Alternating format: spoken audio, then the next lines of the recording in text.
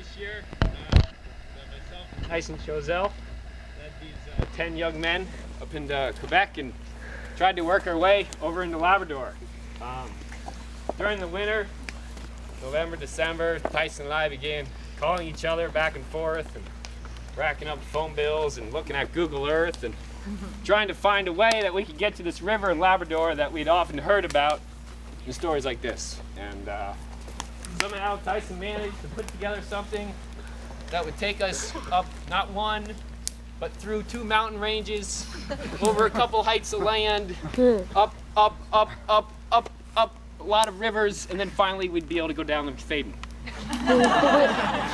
I was looking forward to this because I love the portage. I know I've had a few of these cameras before at the outpost, and I had after our first day in vans that we were traveling in, we all got our first impressions of each other. And I know I was sitting in the front seat of the truck and I was thinking about the kids, and I know they were sitting in the back seat thinking about me, and my first impression was remembering a few of them from campfires and sections at the outpost. And Maxim Jarecki was one. I said, oh, I think he was the camper that used to kick himself in the head. And he played this instrument, but I don't know what it was called. And if right now he's probably thinking in his mind, what was the name of it again? It was called a melodica. A melodica, yes. The melodica. Played the melodica. And oh gosh, this is going to be a hell of a summer. And I also had Addie once before, and I remembered Addie as a young, quiet boy from California who would often have views so far left of mine that neither one of us just decided that if we just didn't talk to each other, it was better. Sam Bruce I also had once before, and Sam Bruce, I remember, just would talk about hamburgers all day. Hamburgers. And then, of course, Kyle Coleman, who often would refer to video games at the outpost and Pokemon and things of that nature. And these kids all had an impression of me too, and of Tyson. I was a grumpy outpost manager that wore his pants up too high and never let the kids have fun. But I was completely wrong about them, and they were pretty right about me. So we started out on our adventure, and I was like, okay, here we go.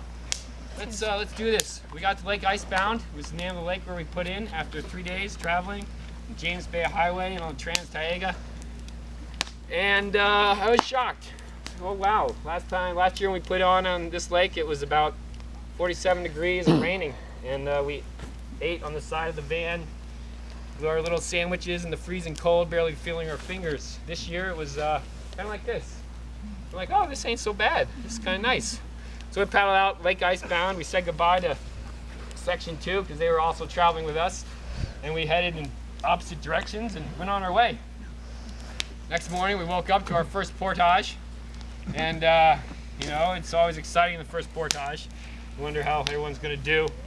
And all of a sudden the kids start running back. We found ice. There's no ice. It's like 75 degrees. There's no ice up here. And sure enough, down in the hole, boys found a huge chunk of ice. So Lake Icebound has got its name for a reason.